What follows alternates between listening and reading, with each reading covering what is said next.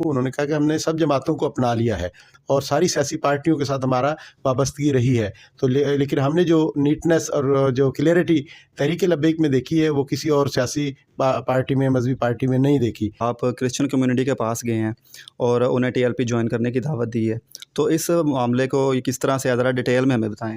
جی وہ ہمارا ٹور ہوا اور اس میں کرسچن کمیونٹی نے بھرپور تحریک میں شمولیت کا اعلان کیا اور ان کے جذبات دیدنی تھے اور انہوں نے جس انداز سے اظہار کیا وہ قابل رشک تھا سارا سلسلہ۔ تو وہ بنیادی طور پہ دیکھیں، جب لوگوں کو پتہ ہے اور لوگ قریب ہوتے ہیں تحریک لبیک پاکستان کے ساتھ، تو ان کو پتہ لگتا ہے کہ کراچی میں یا کہیں بھی گرد و نواح میں کسی جگہ پہ بھی کوئی آفت آتی ہے، یا چاہے وہ کسی بھی تو اپنا مذہب سے تعلق رکھنے والے ہیں، ان کی مدد کے لیے تحریک لبیک اول فہرست میں سب سے پہلے وہ ان کے پاس پہنچتی ہے مدد کے حوالے سے۔ اور الحمدللہ ہمارا کوئی عمل ایسا نہیں ہے کہ ہم پاکستان میں کوئی انتشار چاہتے ہیں۔ یہ جتنی بھی سازشیں ہیں کفر کی اور کفر کے اعلی کاروں کی اور اپنی سیاست کو چمکانے کے حوالے سے، وہ اس چیز کو بڑھاوا دیتے ہیں کہ اسلام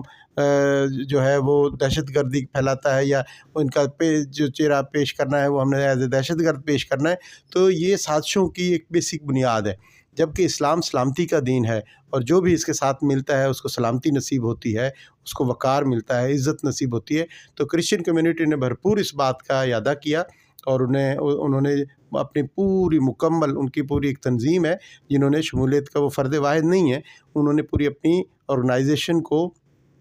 تحریک لبیک میں ضم کیا ہے اور انشاءاللہ ہم مل کے کام کریں گے اور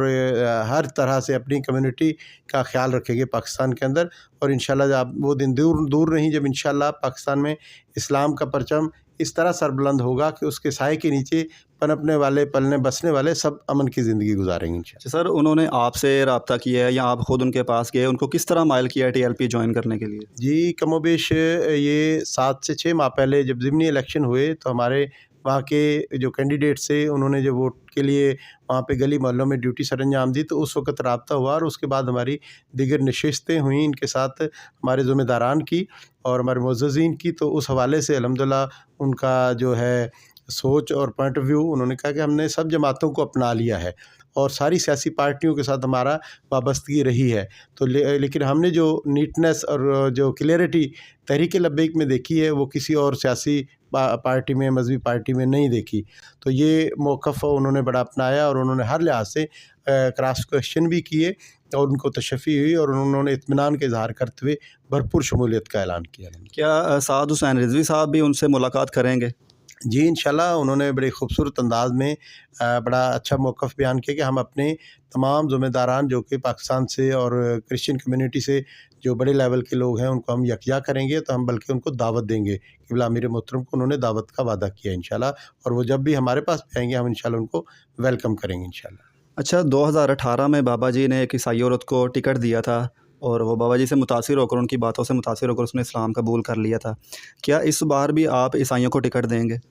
جی یہ ایک آئینی ذمہ داری ہے اور جو بھی سیاسی پارٹی میدان عمل میں اترتی ہے اس کے اندر ایک شک موجود ہے کہ وہ اپنے تمام اقلیتوں کو ساتھ لے کر چلتی ہے، اور ہم اسی آئین کے تابع رہتے ہوئے انشاءاللہ ہم اپنے جتنے بھی اقلیتی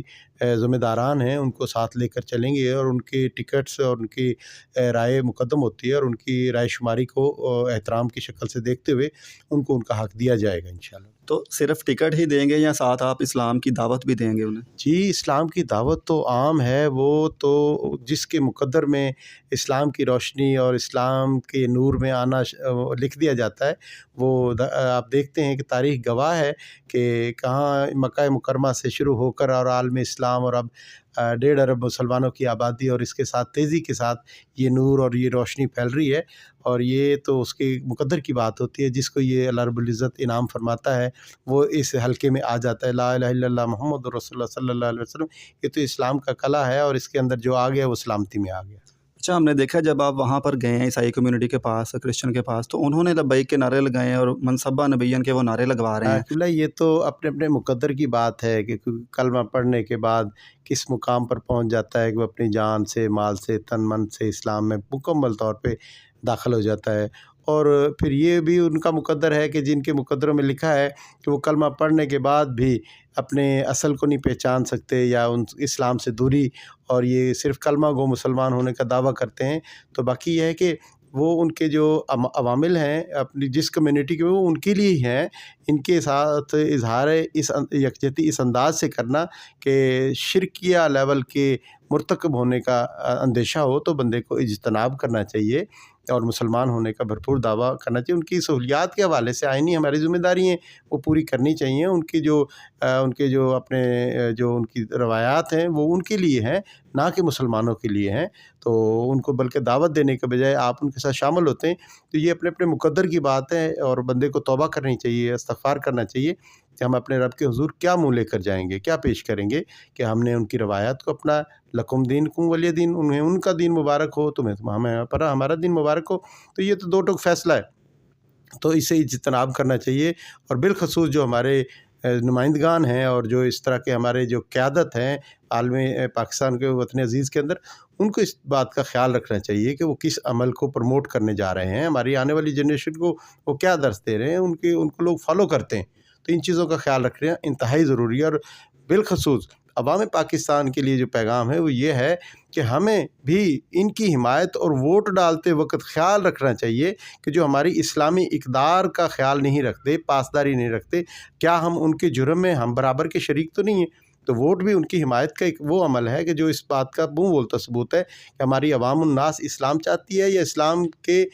منافقین کے ساتھ یا ان کے مخالفین کے ساتھ یا ان کے ساتھ اظہار رکھنے کی کوشش کرتی ہے۔ تو یہ بہت بڑا ایک سوال ہے، تو ہمیں اپنے ایمان کو بچانے کے لیے ہر لمحے فکر مند رہنا چاہیے، کوشاں رہنا چاہیے اس حوالے سے۔ اچھا سر، ٹی ایل پی کے پاس کیا اسٹریٹجی ہے کہ وہ ملک آ کے سنوار دے گی کہ لوگ باقی جماعتوں کو چھوڑ کر ٹی ایل پی کو ہی ووٹ کیوں دیں؟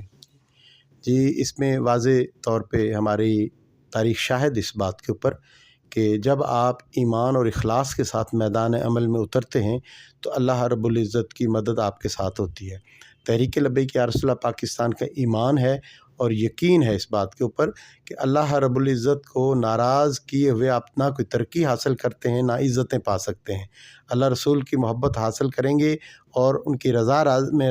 وہ راضی ہوں گے تو ہمیں برکات بھی نصیب ہوں گی اور کامیابی بھی نصیب ہوں گی۔ بنیادی طور پر ہمارے امیر محترم نے واضح طور پہ آتی دو ٹوک فیصلہ بتا دیا کہ جب تک ہم جنگ نہیں ختم کریں گے اللہ رسول سے، سود جنگ ہے،